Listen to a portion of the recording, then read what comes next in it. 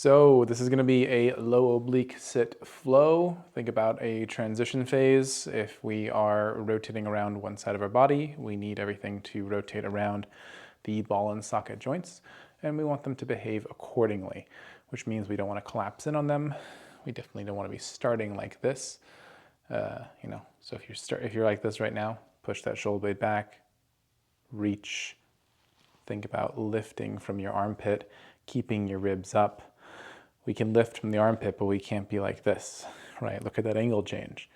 We want to be like that. Having something underneath your knee can help so you can get more support through this end of your knee. That'll give you more length feeling in the glute, which is where we want it to come from because it's the biggest joint. Notice when I turn, I'm turning fully. I'm not teaching my body to turn like this or any other type of move. So really notice how you're moving through these motions.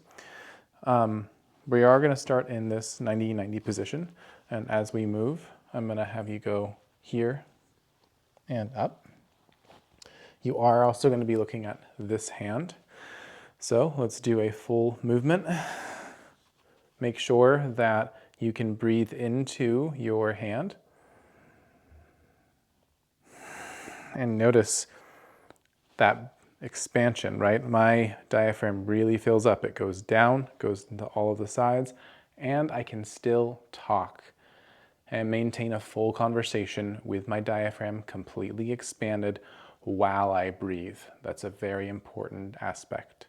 Okay, so we're gonna center ourselves, push through the hand and the elbow.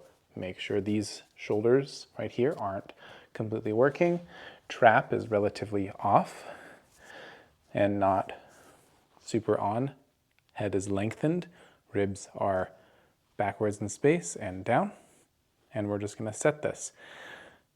And as I sit into this position, doing an isometric, earning this position, glute is lengthening, shoulder blade back here is working.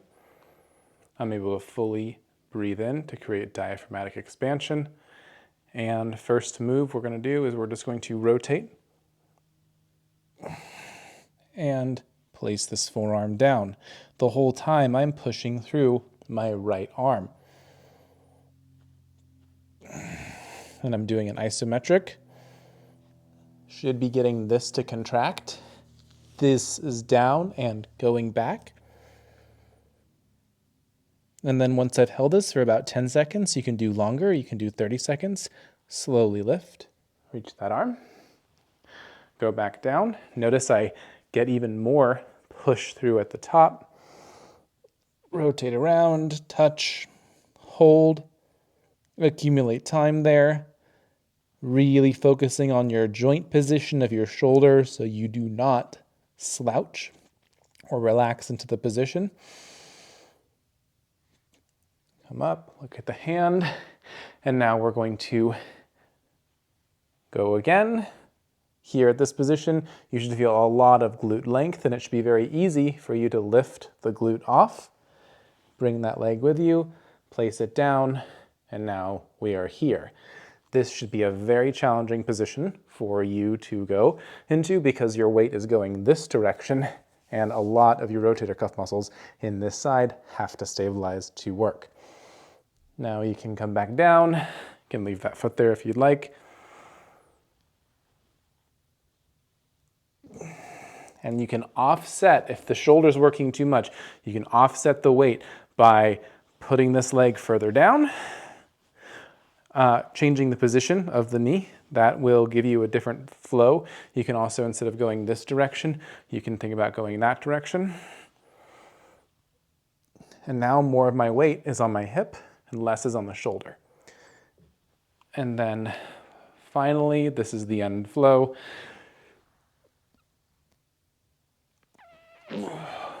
All the way up into high oblique, and then you should be able to just sit here, maintaining intra-abdominal pressure, pushing out the entire time.